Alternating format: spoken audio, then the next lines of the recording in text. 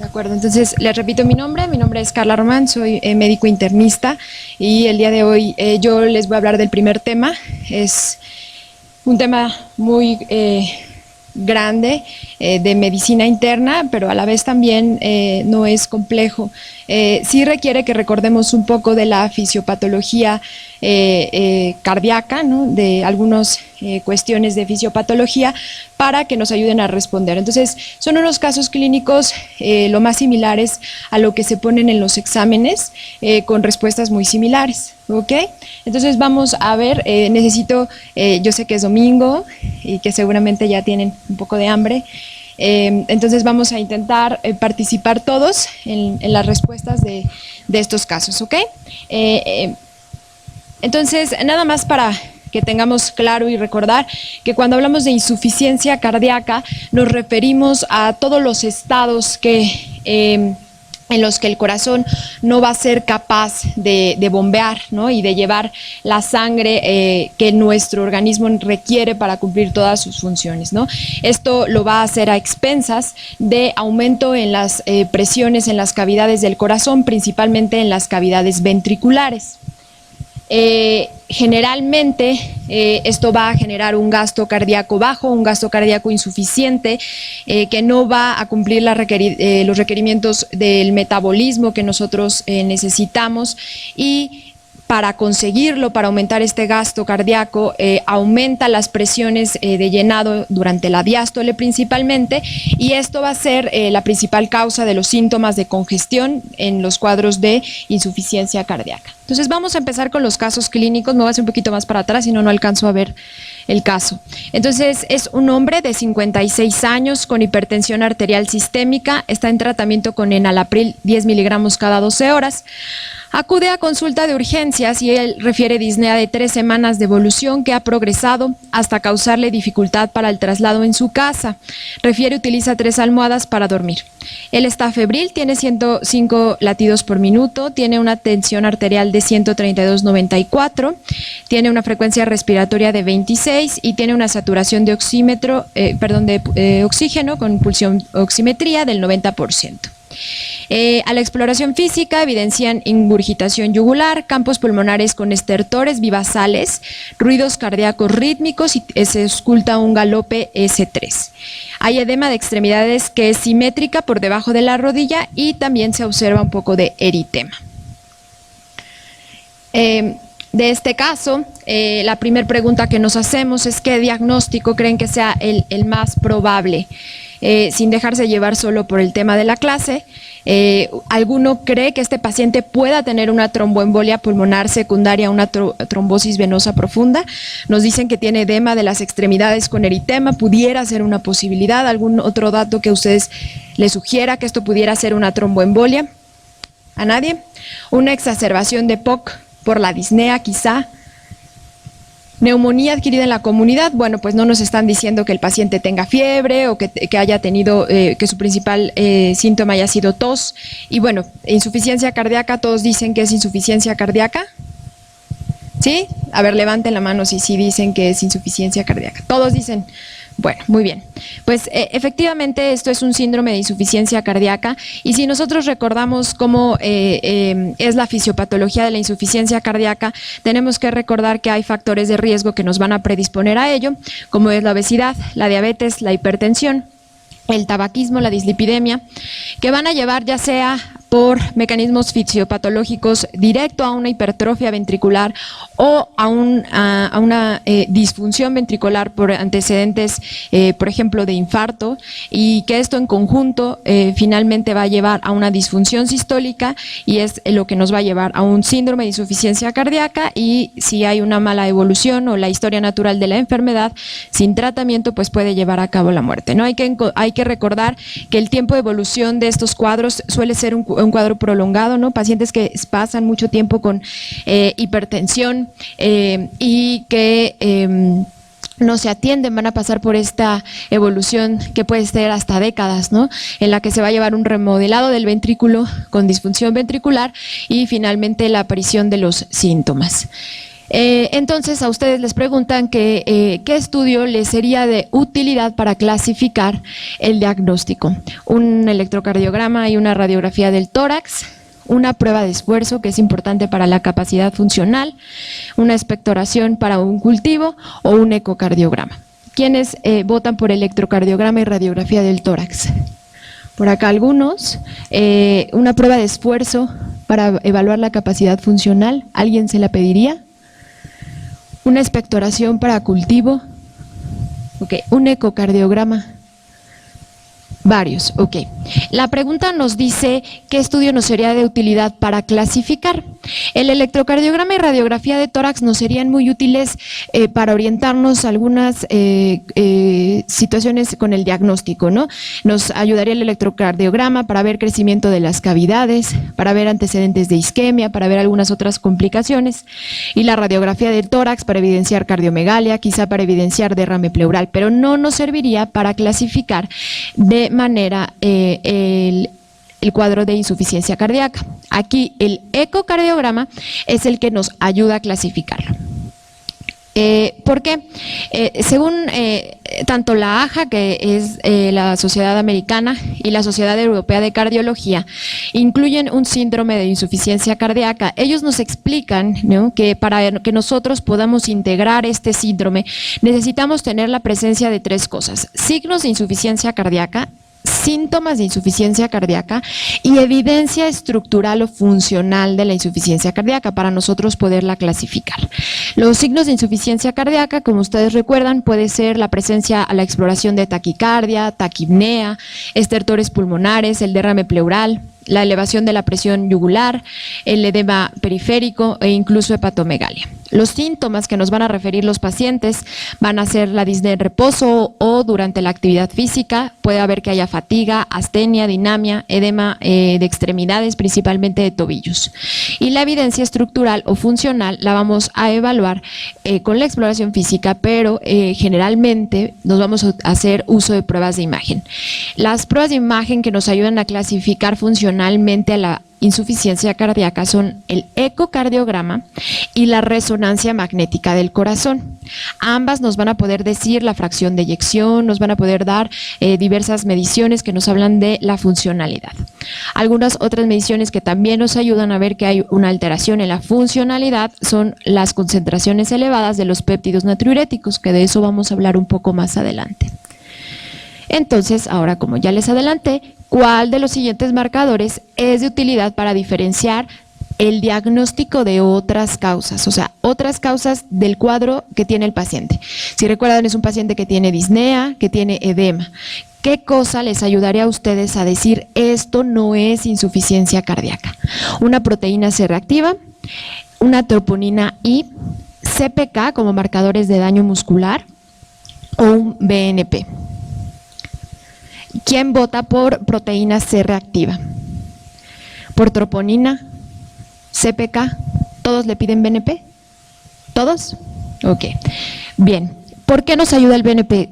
Si ustedes recuerdan qué son los péptidos natriuréticos, sabemos que el BNP está secretado por los ventrículos, a nivel de los ventrículos, a diferencia del péptido natriurético atrial, que está secretado en las aurículas, y que estos van a aumentar su secreción cuando hay un aumento de volumen o un aumento de presión en las cavidades. ¿Para qué nos sirven? Son marcadores también de estrés cardíaco y nos pueden ayudar para evaluar el diagnóstico y en algunas situaciones para la gravedad de la enfermedad. Es una variable cuantitativa, siempre la debemos utilizar, siempre con las variables clínicas, pero lo que sí nos dicen es que generalmente si nosotros sospechamos que un paciente tiene disnea por insuficiencia cardíaca y solicitamos un péptido natriurético cerebral, vamos a poder ayudarnos a diferenciar si esa disnea es de causa cardíaca. Cuando el BNP está muy bajito, menos de 100, nosotros podríamos decir casi con el 100% de seguridad que eso no se trata de una insuficiencia cardíaca. El péptido entre 100 y 400, con información adicional de datos de síntomas clínicos de insuficiencia cardíaca, te puede orientar, pero si un péptido es arriba de 400, casi estás seguro que esa disnea es por falla cardíaca. Y aquí se los pongo en un cuadrito que espero que se alcance a ver. Si no, yo se los explico, donde hicieron varios estudios para evaluar la sensibilidad, la especificidad, el valor predictivo positivo y el valor predictivo negativo de estos estudios. Lo que ellos vieron es que cuando uno podía ayudar a descartar una insuficiencia cardíaca, cuando un BNP estuviera abajo de 30 o 50, esto es dependiendo del reporte del laboratorio, con sensibilidades hasta del 97% y valor predictivo negativo hasta del 96%. Al igual con el ProBNP, que también es útil y que nos reportan que cuando es menor a 300 nosotros podemos decir en 99% de probabilidad que eso no se trata de insuficiencia cardíaca. ¿Sí me explico? Si yo tengo un paciente con disnea, sospecho que es de origen cardíaco y le pido un BNP y su BNP está bajo o negativo prácticamente, yo podría decir con alta probabilidad, porque el valor predictivo negativo es muy alto, que eso no es falla cardíaca y yo me tengo que ir a buscar otras causas en ese caso de disnea. En realidad la utilidad del BNP es más para ayudarnos a descartar las causas o el origen de la disnea. En la clínica a veces cuando un paciente llega con disnea nos puede ayudar, ¿no? Cuando sospechamos, por ejemplo, que pudiera ser de una neumonía o alguna otra causa. Entonces, el BNP tiene esa utilidad y ahorita vamos a hablar un poco más de él. ¿Cuáles de estos signos clínicos es para ustedes el más específico para el diagnóstico de insuficiencia cardíaca crónica? Hablamos de específico. El edema periférico, la presencia de taquicardia, la presencia de un ritmo de galope S3 o la presencia de ascitis. ¿Quién cree que el edema es lo específico de la insuficiencia cardíaca? La taquicardia, el galope, algunos, casi todos, y la presencia de ascitis, nadie. Ok, de acuerdo. El ritmo de galope S3, vamos a ver que cuando se han evaluado y el valor diagnóstico de los datos clínicos de la insuficiencia cardíaca, hay algunos que son más sensibles y hay algunos que son más específicos. El síntoma más sensible es la disnea de esfuerzo. Cuando nos vamos a evaluar el resto de los síntomas que son sensibles para la identificación de un cuadro de insuficiencia cardíaca, en realidad todos tienen una baja sensibilidad. Lo que le sigue ahí es la disnea paroxística nocturna, que puede ser sensible, la historia de infarto agudo al miocardio, nos puede orientar con una alta sensibilidad, casi del 60%.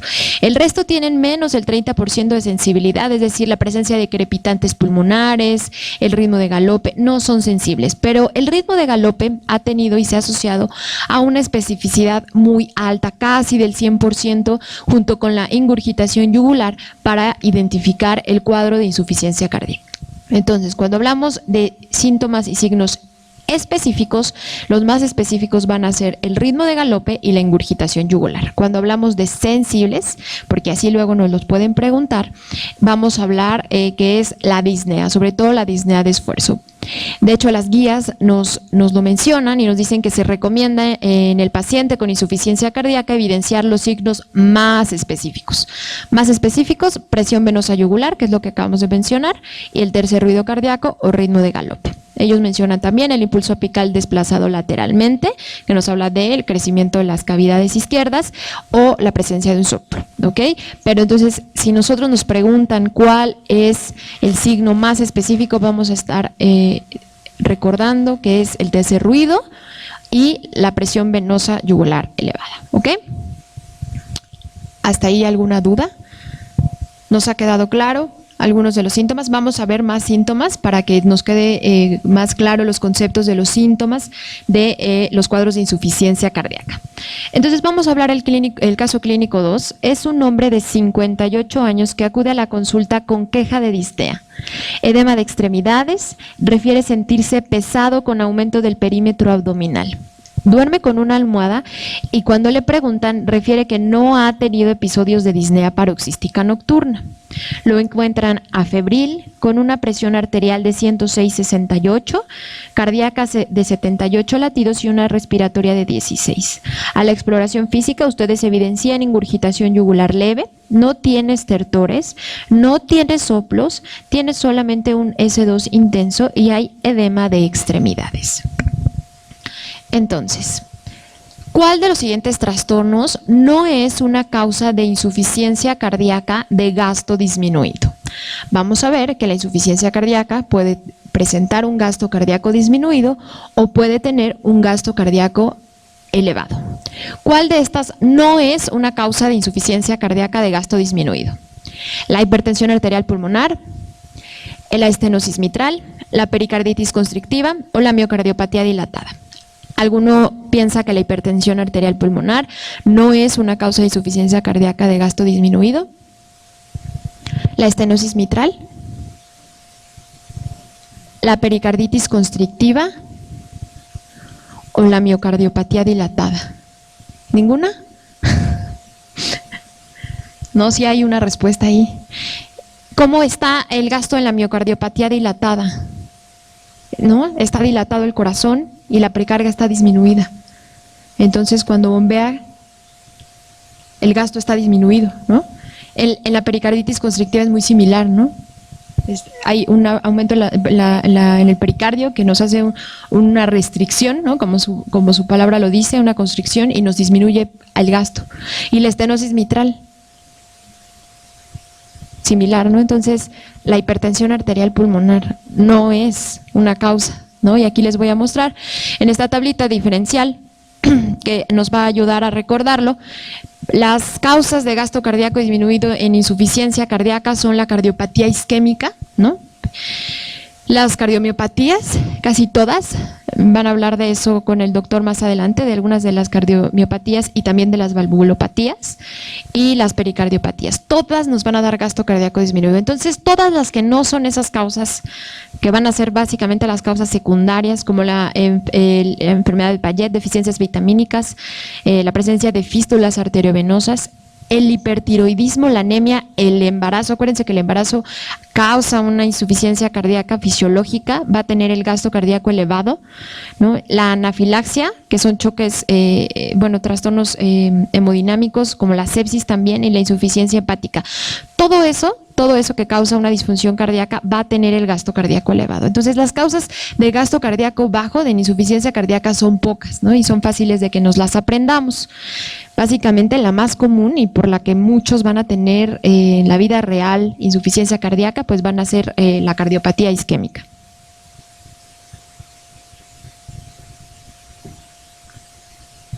Ok, ahora, ¿qué estudio de gabinete sería el más indicado para iniciar el abordaje diagnóstico? Iniciar el abordaje diagnóstico en este paciente una placa de tórax, un ecocardiograma, un gamagrama cardíaco o una resonancia magnética del corazón. ¿Alguno le pide placa? Nos puede ser de utilidad. Un ecocardiograma. El gamagrama. ¿Alguien quiere pedir un gamagrama en busca de infartos quizá? Una resonancia magnética. ¿No le piden nada? Entonces, el ecocardiograma, como lo vamos a estar viendo en esta clase y como se los comentará el doctor en la clase de valvulopatías, es la herramienta diagnóstica que más nos ayuda a la clasificación y estratificación de estos pacientes. Es la herramienta que nos recomiendan las guías para la valoración de todo paciente con sospecha o diagnóstico de insuficiencia cardíaca. Yo integro clínicamente mi síndrome, necesito realizar un ecocardiograma idealmente transtorácico para que nosotros podamos evaluar la estructura del corazón, la función de los ventrículos principalmente, evaluar si hay función diastólica, medir la fracción de eyección. Es de regla que nosotros tenemos que pedir, ¿no?, para obtener información también del tratamiento y del diagnóstico. Sí, también debemos realizar un electrocardiograma con nivel bueno de evidencia según las guías tanto de práctica clínica aquí en México como a nivel internacional para evaluar otras causas, ¿no? Podemos determinar el ritmo, ¿no?, si hay una arritmia, podemos ver la frecuencia cardíaca, la morfología y la duración del QRS, detectar algunas otras anomalías.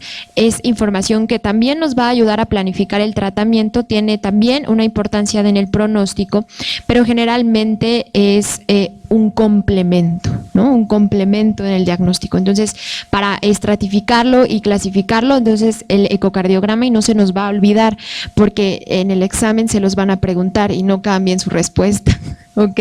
Es ecocardiograma lo que nos quieren siempre preguntar. Ahí, no quiero pasar.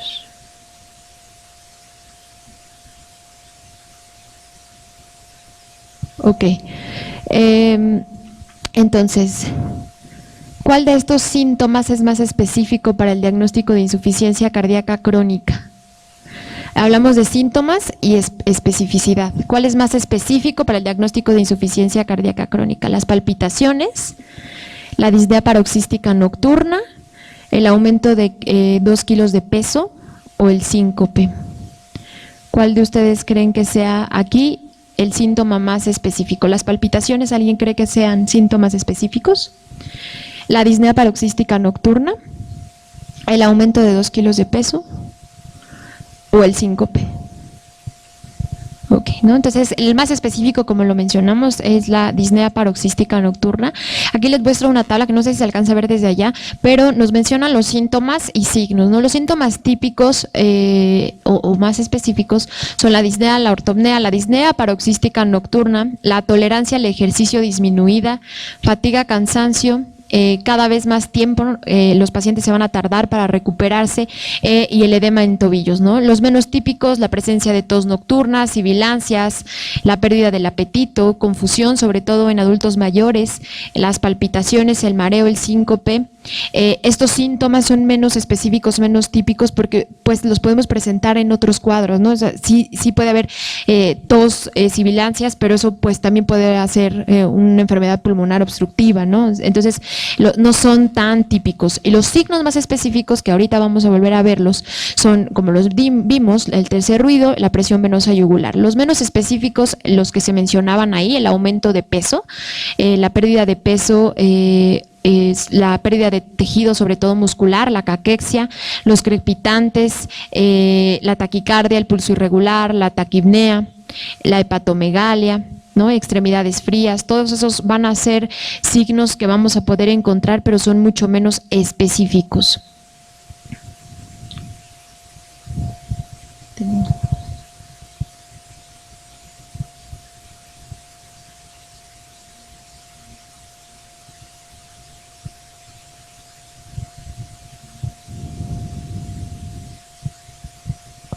No sé si se saltó, pero bueno. En las primeras fases de la insuficiencia cardíaca se presenta elevación de las siguientes moléculas, excepto vasopresina, endotelina, insulina o renina. En las primeras fases de la insuficiencia cardíaca nosotros vamos a ver que van a haber cambios fisiológicos que van a aumentar las cavidades de la presión, van a secretar péptidos natriuréticos y va a haber una alteración de todo el sistema o el eje renina-angiotensina-aldosterona, que va a ser los principales causantes de los síntomas, la retención hídrica, ¿no? Entonces hay una elevación de la vasopresina. ¿Alguien dice que no? ¿Alguien dice que no de la endotelina? ¿No de la insulina? Pero alce hacia bien, ¿no? De la renina, esa estaba muy obvia, ¿no? Pero nos pueden llegar a confundir. No sé si será de la insulina o no. Entonces hay que acordarnos, ¿no?, que en la fisiopatología, sobre todo con el tiempo, en la evolución natural de la enfermedad, de la insuficiencia cardíaca, van a haber lesiones estructurales, pero también va a haber una alteración en el sistema hormonal, ¿no? Va a haber una actividad del sistema renina-angiotensina, va a haber un aumento en la endotelina, va a haber un aumento en la secreción de péptidos natriuréticos, incluso un aumento en citocinas proinflamatorias, que van a ser también las causantes de todo el cambio a nivel del endotelio. Va a haber vasoconstricción, va a haber cambio estructural. En el sistema nervioso simpático nosotros vamos a tener una disminución de la sensibilidad de los receptores beta, vamos a ver hipertrofia de los miocitos, necrosis, apoptosis de los miocitos, va a haber disminución de los depósitos de noradrenalina, va a haber una predisposición a arritmias. A nivel del riñón vamos a tener aumento de la reabsorción tubular de sodio y activación de este sistema renina-angiotensina, y a nivel de vasos va a haber vasoconstricción neurógena e hipertrofia vascular. Nosotros sabemos que todas estas cambios a nivel renal, ¿no? Incluso el aumento de la actividad de vasopresina, los péptidos natriuréticos, las prostaglandinas, el aumento de la disminución de la presión de la perfusión renal, ¿no? Por la misma insuficiencia cardíaca, van a estimular toda la secreción de estas moléculas, ¿no? Con predisposición a activación de la angiotensina, y van a ser las causantes de que nosotros tengamos una retención de sodio, que haya más sed, que haya más vasoconstricción y que se secrete más aldosterona, y de ahí que algunos de los fármacos van a ir dirigidos a esto. Entonces, creo que ahí ya no había más explicación. Entonces, la insulina evidentemente no está incluida en nada de esto, ¿no? Entonces era una respuesta muy obvia. Mujer de 72 años de edad con antecedente de asma bronquial, diabetes mellitus tipo 2, hipertensión y dislipidemia. Acude por presentar palpitaciones y fatiga de 4 meses de evolución. Comenta que ha presentado dificultad para respirar en la madrugada en 2 ocasiones en el último mes. ¿Esto qué es? Disnea paroxística. TA 150-80, cardíaca de 92, satura al 98%, está febril, se auscultan estertores crepitantes vivasales, el precordio está arrítmico, tiene un reflejo hepatoyugular, tiene edema de extremidades inferiores hasta el tobillo.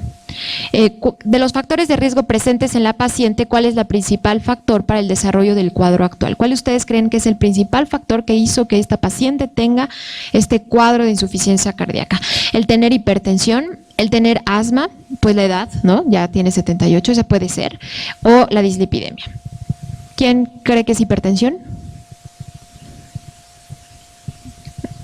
Levántenla, ¿no? ¿Cómo? Todavía no es el examen. Asma. ¿Alguien cree que el asma puede desencadenar esto? La edad. La edad algunos creen. Y dislipidemia. ¿Alguien cree que la dislipidemia la puede estar predisponiendo a esto? Puede ser, pero no nos están diciendo dirigidamente que sea cardiopatía isquémica, ¿no? Que sí podría ser. Entonces, la hipertensión arterial es de los factores de riesgo que nosotros tenemos que conocer. En general, en ninguna literatura que ustedes vean de insuficiencia cardíaca va a venir la edad. Sí sabemos que por la edad puede haber una disminución de la función, pero hay viejitos a los 96 años que estuvieron perfectos durante toda su vida y no tienen insuficiencia cardíaca. Entonces, no es. De las causas predisponentes siempre tenemos que buscar la cardiopatía isquémica. De las causas personales, hipertensión y diabetes son, ¿no? La historia de fiebre reumática, que eso ustedes en su práctica lo tienen que buscar siempre y preguntar. De chiquito usted se enfermaba mucho, tenía cuadros de infección de vía, ¿no? Porque estas evidencias, y ustedes lo van a ver con las valvulopatías, el hecho de haber tenido fiebre reumática en la infancia es de lo que más nos predispone. No etiológicas pueden ser causas, pero no general, ¿no? El sexo masculino sabemos que es lo que nos predispone más, pero nos predispone más a cardiopatía isquémica. Acuérdense que son de los factores no modificables de cardiopatía isquémica. Las causas determinantes, miocardiopatías, algunas causas de sobrecarga como estenosis de las válvulas, la hipertensión pulmonar, la presencia de arritmias. Y si nosotros, por ejemplo, en esta tabla que no sé si se alcance a ver, vemos cuáles son los factores de riesgo que más riesgo dan para presencia de insuficiencia cardíaca. Aquí el que más se asocia, que no estaba ahí en nuestras opciones, es la enfermedad arterial, la cardiopatía isquémica, seguido de la hipertensión arterial, de diabetes, obesidad y tabaquismo. Entonces, En este orden es que los factores de riesgo son en orden los más prevalentes de insuficiencia cardíaca, ¿no? Si nos hubieran puesto ahí cardiopatía isquémica, ahí sí quizá yo les hubiera dicho, híjole, está difícil, ¿no? Nos estarían confundiendo, pero si es así, pongan cardiopatía isquémica, ¿ok? Porque cardiopatía isquémica es la causa más prevalente de insuficiencia cardíaca. Es indispensable en el abordaje inicial de un paciente con sospecha de insuficiencia cardíaca. Está repetido, y está repetido porque créanlo que así lo preguntan, ¿no? No voy a detener aquí, ecocardiograma, como lo vimos. La siguiente pregunta está ligada, le hacen ya ese ecocardiograma que ustedes pidieron y les dicen que tiene una aurícula izquierda dilatada, tiene insuficiencia mitral leve, parece funcional, tiene hipertrofia del ventrículo izquierdo con una fracción de eyección del 63%, y de acuerdo a la clasificación de insuficiencia cardíaca de la AHA, de la American Heart Association, la paciente se encuentra ¿en qué clase? Entonces, la insuficiencia cardíaca se puede clasificar en varios grupos, ABCD, depende.